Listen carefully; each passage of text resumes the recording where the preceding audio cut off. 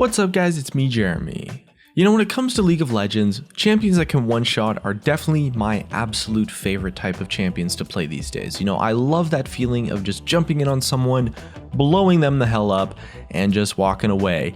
And it's just so much fun, but there's so many meta champions that can do that actually get countered quite hard, or are champions that people really expect to do those things. And a big part of being able to one-shot people is doing it in a way that people don't expect. So today we're taking a look at some one-shot champions that are just going to totally surprise your opponents because, well, they're just not going to expect them. And this time I'm bringing on one of my good friends. You guys might have seen him around the comments section of this channel. That's right, it's Youmuus who's going to help us with the list and definitely share some of his favorites as well.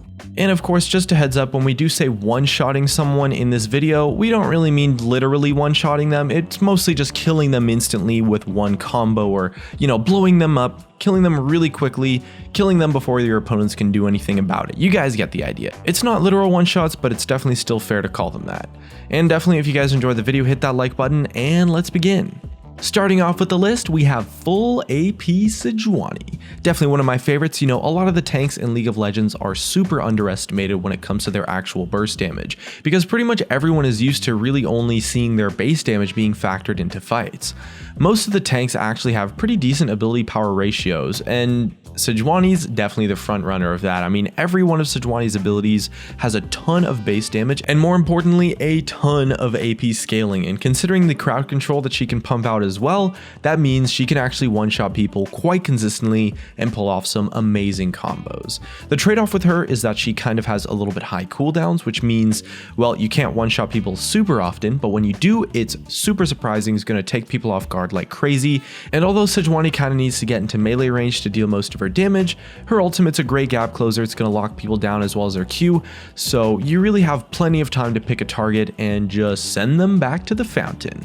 Sejuani is also kind of a rare case that she also has some maximum health damage on her W, so you can potentially actually one-shot some tankier targets instead of only being able to one-shot squishies like AD carries and your enemy mid laner, the support, the guys like that. Sejuani is a great pick, she's a lot of fun, and definitely one of my favorites.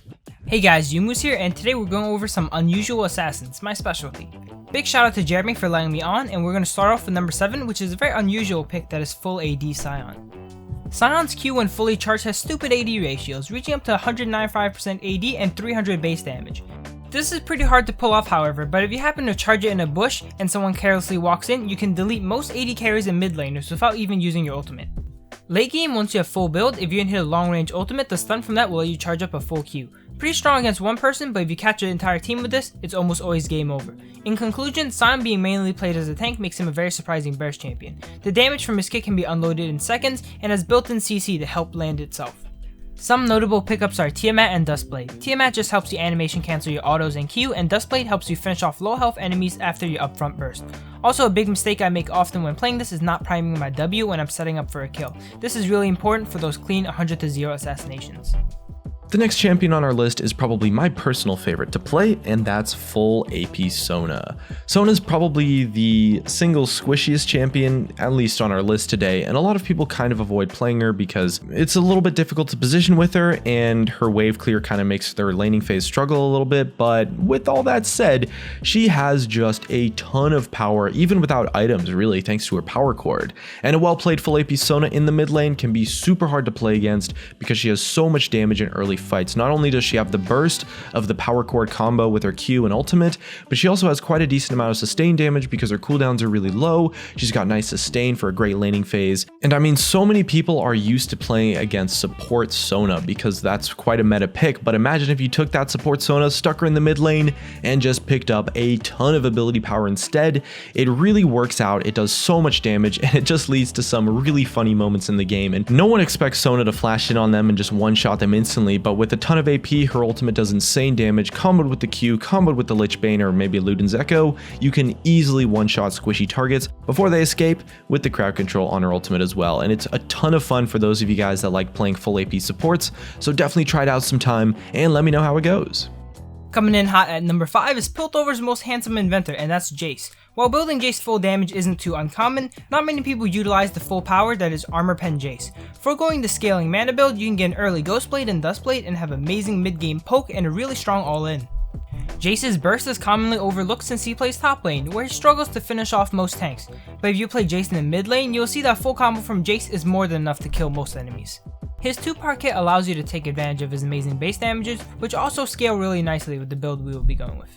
I would recommend a full armor penetration build of Jace, with maybe a Trinity Force to aid in his burst and kiting. Some tips are to play around your strengths and only go in if you're sure to score a kill, as with Jace you'll be just as impactful with your high damage long range poke. If there's someone outside of your burst window, you can surely soften them up with a few shock blasts before taking them down.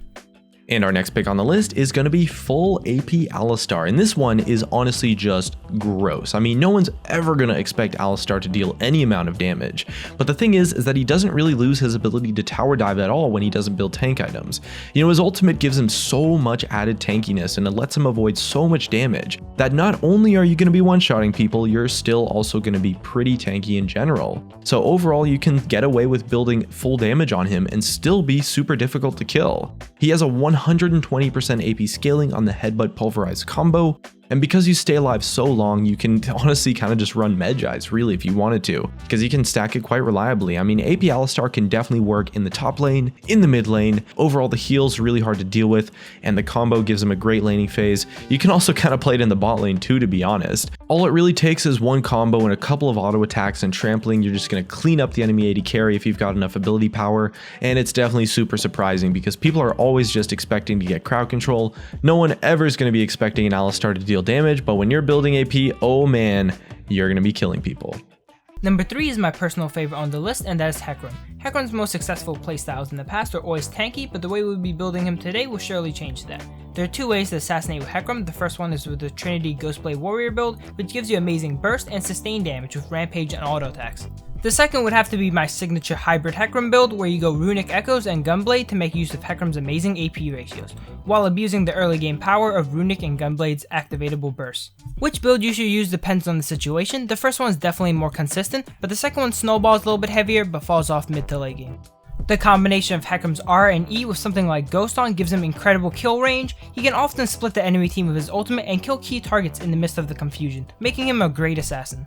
One final tip that's pretty important to the assassination is using your E correctly. If you use it too early, it might run out before you reach your opponent. If you use it too late, you might not get the maximum damage out of it. So make sure you gauge your distance correctly and use your E to get the maximum amount of damage. Number 2 is not one you guys would probably expect, and that is full AP Gallio. Most people play Gallio as a tanky MR bruiser, but once you play him AP, you'll start getting some crazy one-shots. He's pretty reliant on his Q, but if you ever catch up to them and land your ultimate, you can squeeze in a Q at the end for some shocking damage. His ratios all add up to 170% AP, going up to a whopping 250% if he gets his full ultimate damage off. This might seem pretty off meta, but a good amount of Gallio one-trick players play Gallio full AP, almost ignoring his MR passive. Some items to rush with Gallio are Abyssal Scepter, Ludens, and Hextech Protobelt. Protobelt gives Gallio the extra reach he needs to land a good ultimate, and Abyssal Scepter and Ludens will give him the stopping power to drop his opponents when he does. Next up on our list, we're taking a look at full Ap Evelyn. You know, Evelyn's really a champion that's been built as a tank or really as a hybrid for as long as you can remember in the meta, so the surprising amount of burst that she brings when built as a full AP champion is seriously going to catch people off guard, not to mention the fact that you're also jumping at people from stealth as well, and the actual amount of burst damage she brings is honestly just insane. With a Protobelt or Runic Echoes, you just start melting people, and once you get your third AP item, your one-shots are almost guaranteed and you can just go off and start going ham. And that's not even mentioning the fact that her stealth alone really is a strong enough tool by itself to let you surprise people. She also brings a really solid amount of sustained damage after landing your full combo on someone because her cooldowns are so damn short, which means that she's one of the only champions that also has the potential to burst down tanks once you factor in her percent HP damage as well. Overall, she's an awesome option, and it's a super fun way to play Evelyn especially.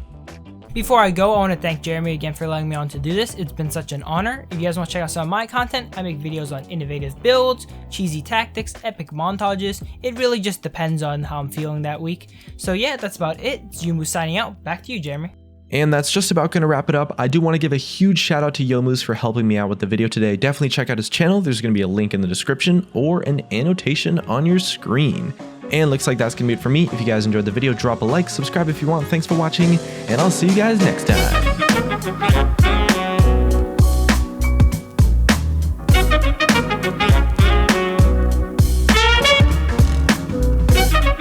Bye.